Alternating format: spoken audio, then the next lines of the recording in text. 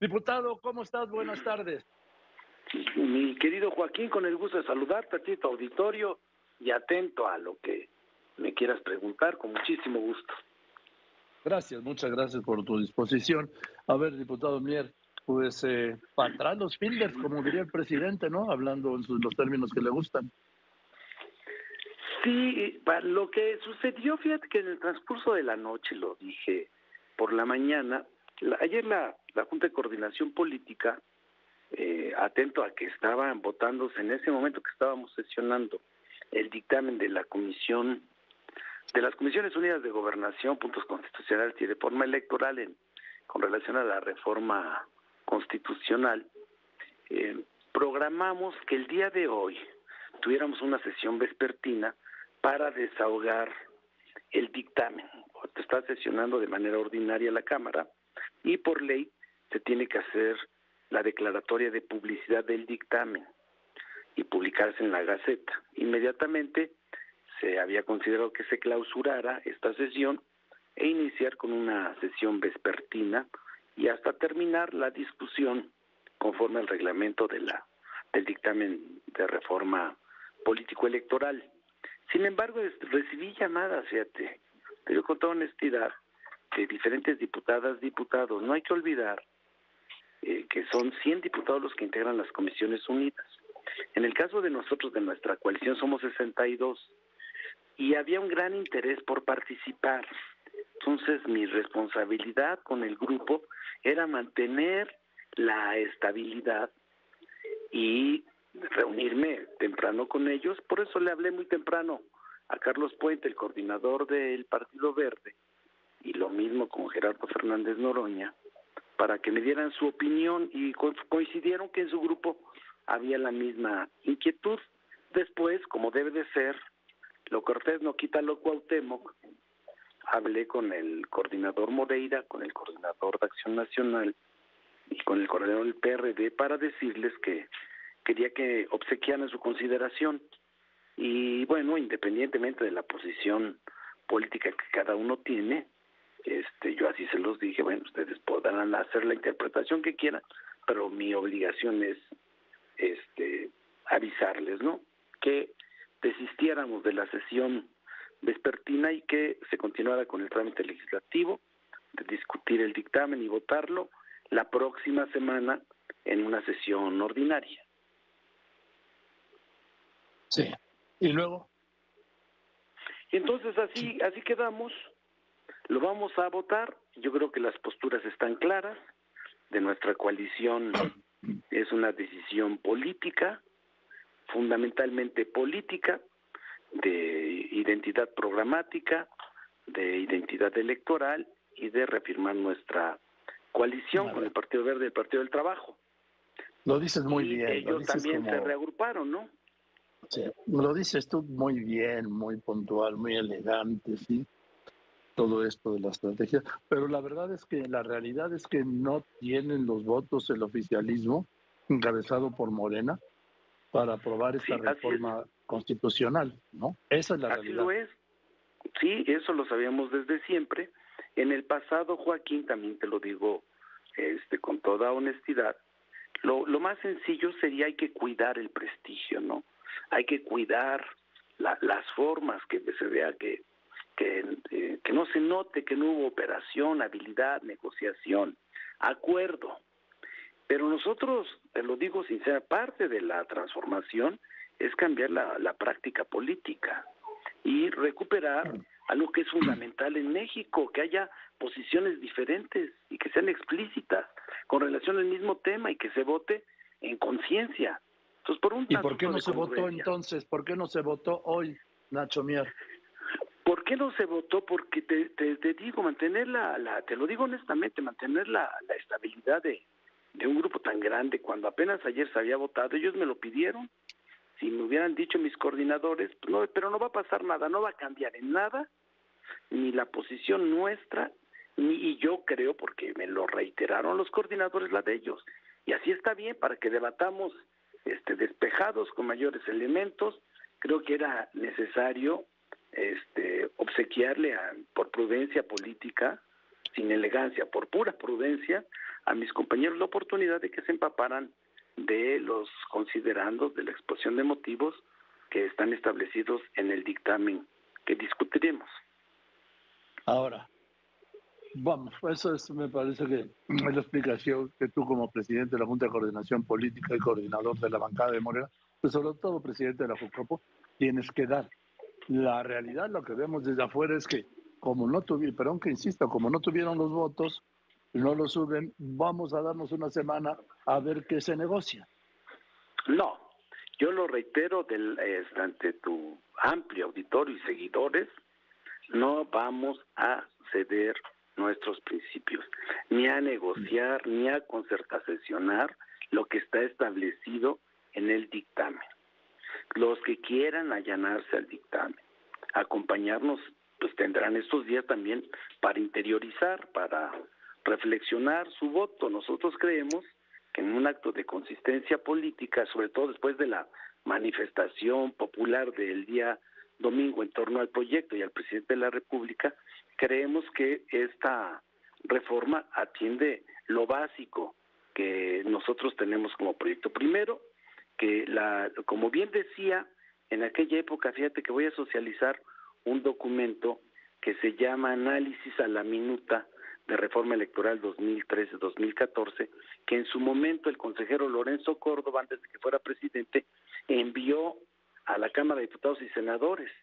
Y entre otras cosas, él decía que esa reforma rompía con el sistema electoral mexicano, que generaba incertidumbre, que distorsionaba las atribuciones y competencias de los organismos electorales, que no quedaba preciso cuáles eran las competencias de los organismos estatales y el federal nacional. Incluso él decía que iba a provocar un crecimiento exponencial en el costo de las elecciones. Y luego hay otro documento que presentó la exconsejera Marván, también en el mismo sentido. Entonces, lo que estamos haciendo con esto es exactamente atender eso, definir las atribuciones. No, pues si se van a ir a la reforma política madre de esta nueva etapa de la vida de México de 1996, también habrá muchas declaraciones contradictorias, incluso de quienes hoy militan en Morena, entonces en el PRD. Exactamente. Y de eso se trata, yo creo, porque esa es la nueva manera de concebir las cosas, creo yo. Oye, aquí entre tú y yo, Nacho Mier, ¿por qué me mencionas como un factor para lo que sucedió hoy de retrasar una semana la discusión de la reforma político-electoral del presidente López Obrador? Para mí es una reforma político-electoral. Con la marcha, como que, ¿qué tiene que ver la marcha con esto? No, yo creo que el espíritu que anima la reforma político-electoral, aún cuando te lo comentaba la vez pasada, parecería que la reforma va en contra del mismo Morena. No hay que olvidar que Morena tiene una sobrerepresentación de casi el 9%. Sí, eso de eso ya lo hablamos. Bueno, la reforma del 96 fue contra el PRI. Al año siguiente perdió la Ciudad de México con el ingeniero Cárdenas y 4 años después perdió por primera vez la presidencia con Fox. Así lo es, de la reforma de Cedillo, ¿sí? Y nosotros, pues en un acto de consistencia y congruencia, pues consideramos que tiene que bajar el costo de las elecciones, reducirse el número de consejeros, aun cuando le perjudique a Morena la representación por listas. Oye, Ignacio Mier, lo hablaste esto sin duda con el presidente, ¿no? Lo hice a través del secretario de Gobernación, que íbamos a ponerle pausa, que le íbamos a poner pausa al proceso legislativo. Bien, porque ahora una semana es 6 de diciembre. El 6 de diciembre quedarán 3 dentro de una semana será martes 6 de diciembre. Así lo es. Y pues el periodo termina el 15 o antes a veces, ¿no? Pero formalmente, constitucionalmente, el 15 de diciembre. Pues no les va a dar tiempo, ¿o sí? Pero mira, ya es previsible que van a votar en contra la reforma constitucional, entonces cada quien ahí asumirá su responsabilidad. Sí, eso es un hecho. Entonces se van a ir por el plan B del presidente, que es hacer las modificaciones y sacar adelante su reforma político-electoral a partir de modificaciones en leyes secundarias para lo cual les sobra la mayoría simple, ¿no? Así lo es, son las 6 leyes, la Ley General de Instituciones y Procedimientos Electorales, al menos 5 de sus libros, de la Ley General de Partidos Políticos, de la Ley Orgánica del Poder Judicial, también algo por lo que hace al Tribunal Federal Electoral, de la Ley General del Sistema de Medios de Impugnación en materia electoral y de la Ley de Comunicación Social, por lo que hace a propaganda. Esos serían parte central, la columna, digamos, del plan B. Sí. ¿Hay alguna modificación al INE a través de esas leyes secundarias? Solamente en el margen que nos da la Constitución, por eso queríamos la constitucional, no se puede, el plan B es, en el margen que nos da conforme a la ley, definir con precisión, uno de los libros es el que le corresponde al instituto, vamos a incidir en que el instituto, por todas las distorsiones que tuvo entre 2014 a la fecha, su estructura administrativa se ajuste estrictamente a lo que está establecido en la ley y no en lo que mediante acuerdos de su consejo se fue expandiendo, fue creciendo, lo que llevó a tener el presupuesto en este momento de 12,000. Eso implica operativo. ¿Eso implica el número de sus consejeros? No, el número de consejeros no, eso es constitucional, ni el procedimiento para su elección, va a haber elección de 4 nuevos consejeros, en abril, ¿no? de los 4 Pero lo íbamos a empezar antes, me habías dicho. Lo vamos a iniciar con la integración del del comité técnico, de los lineamientos de evaluación y la convocatoria. El día 13 de diciembre seguramente será presentado a la Junta, el 12 y el 13 votado en el Pleno, integrar el comité, emitir la convocatoria para que se puedan registrar todos los que aspiren durante el mes, la segunda quincena de diciembre, la primera de enero, más de 30 días para que todos los que aspiren se registren. Eso está dentro de la norma, 30 de... Ahora, el diputado Mier, dime, en el caso de los magistrados y del Tribunal Electoral del Poder Judicial de la Federación, por una ley secundaria, ¿pueden reducir el número de elegirlos? No, lo que sí podemos nuevamente son las cuestiones de carácter administrativo, lo que sí se podría hacer en términos del número de salas, ¿no? También con relación al procedimiento de queja por parte de los partidos políticos, candidatos contra servidores públicos del tribunal por violaciones a la disciplina judicial. ¿Y cuáles serían esas violaciones a la disciplina? Lo precisamos porque actualmente la ley no lo precisa. Y la competencia de la sala especializada con relación al resto de los órganos centrales. Estoy hablando con el diputado Ignacio Mier, el presidente de la Junta de Coordinación Política de la Cámara de Diputados y coordinador de la bancada de Morena. 2 temas más. El número de diputados y el número de senadores, ¿se puede reducir con base en alguna ley secundaria? No, ninguno de los 2 principios, ni el de representación proporcional, ni el de diputados de mayoría, senadores de mayoría. Y en el caso del Senado, la primera minoría.